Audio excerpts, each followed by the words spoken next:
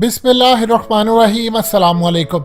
हालिया भारत के अंदर शाह महमूद कुरैशी की एक वीडियो सामने आई जिसमें पार्लियामेंट के अंदर ओपोजिशन वाले कह रहे थे वोटिंग वोटिंग वोटिंग, नारे मारे थे। लेकिन भारत के अंदर उस वीडियो को चलाया गया कि भारत ने कहा पाकिस्तान की पार्लियामेंट में मोदी मोदी के नारे मारे जा रहे, जबकि वो वीडियो बाद में जब प्रॉपरली चली इंडिया के अंदर भी चैनल्स ने उसको झूठा करार दे दिया। लेकिन जो फवाद चौधरी ने कहा इसको शायद रिवर्स करना बड़ा मुश्किल है, बावजूद इसके कि उनका वो मतलब नहीं था, उनकी स्लिप ऑफ टंग हुई। इस सूरत हाल के अंदर अब देखिए ज़रा, जो आपको क्लिप सुनवाने जा रहे हैं, किस तरह मोदी ने इसको इलेक्शन जीतने के लिए कैश करना शुरू कर दिया है। और इवन के मजीद डिस्कस करने से पहले इस वीडियो को लाइक करें, हकीकत टीवी को सब्सक्राइब करें और बेल आइकन पर ज़रूर क्लिक करें। उसने पूरी दुनिया के सामने कहना शुरू कर दिया है कि मुझ पर ताने कसे गए थे। ये असल में ताने देने वाले थे खास तौर पर अरविंद केजरीवाल, जो कि दिल्ली के चीफ मिनिस्टर है। वो मोदी को बार बार आकर कहते थे कि तुम बताओ हमें कि कहां पर जाकर तुमने हमला किया, ये पाकिस्तानी हमारी बेइज्जती करते हैं। यही बात राहुल गांधी कहते थे कि पुलवामा ड्रामा, ये तमाम चीजें आप सबूत दो, ये उन्होंने किया क्या किया। लेकिन उसके बाद आज मोदी को मौका मिला है। देखिए फवाद चौधरी के बयान के बाद उसने पूरी दुनिया के सामने स्पीच करते हुए क्या कहा कि पड़ोसी देश की पार्लियामेंट के अंदर अब उठकर ये सारा मामला उन्होंने खुद एडमिट कर लिया है। यानी क्लियरली अब उसने ये कहना शुरू कर दिया है कि कसूरवार हम नहीं थे। यानी अब आप हमसे पूछे भी ना, जो इन्वेस्टिगेशन या सारे कह रहे थे कि आपने उस गाड़ी को नहीं रोका, पुलिस वाले साथ शामिल थे, आपकी फौज शामिल थी, ये था वो था। अब वो कहते हैं कि फवाद चौधरी ने बयान दे दिया, बात ही खत्म हो गई है। ये सबसे पहले इसका क्लिप सुनिएगा, इंतहाई अहम क्लिप है।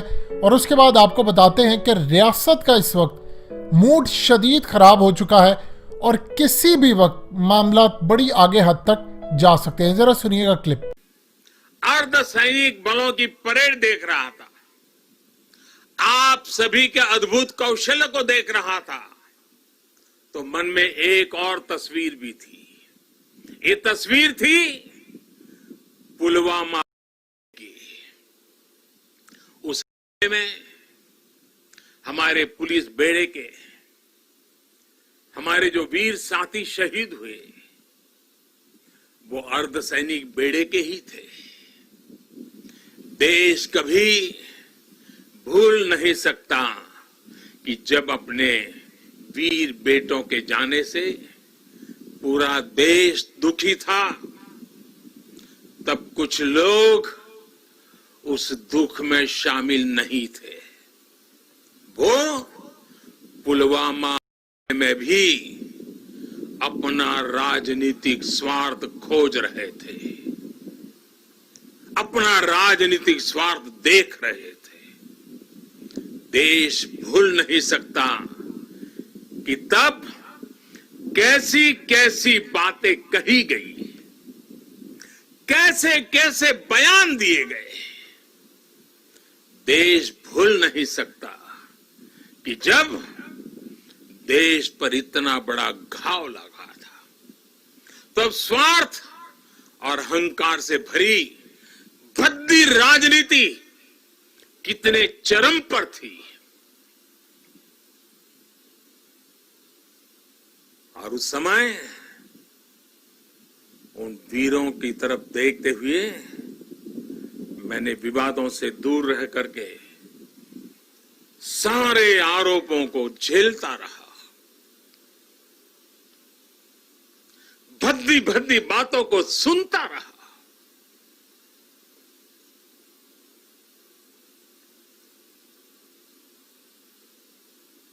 मेरे दिल पर वीर शहीदों का गहरा घाव था, लेकिन पिछले दिनों पड़ोसी देश से जो खबरें आई है, जिस प्रकार वहां की संसद में सत्य स्वीकारा गया है, उसने इन लोगों के असली चेहरों को देश के सामने ला दिया है। अपने निहित स्वार्थ के लिए राजनीतिक स्वार्थ के लिए ये लोग किस हद तक जा सकते हैं। पुलवामा के बाद की गई राजनीति इसका बहुत बड़ा उदाहरण है। मैं ऐसे राजनीतिक दलों से, ऐसे लोगों से आग्रह करूंगा और आज के समय में जरा विशेष आग्रह करूंगा, और सरदार साहब के प्रति अगर आपकी श्रद्धा है तो इस महापुरुष की इस विराट प्रतिमा के सामने से आपको आग्रह करूंगा कि देश हित में,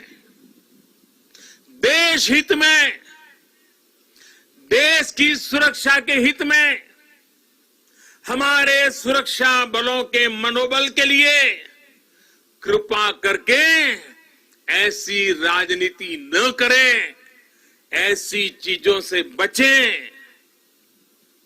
अपने स्वार्थ के लिए जाने अनजाने आप देश विरोधी ताकतों की उनके हाथों में खेलकर, उनका मोहरा बनकर न आप देश का हित कर पाएंगे और न ही अपने दल का।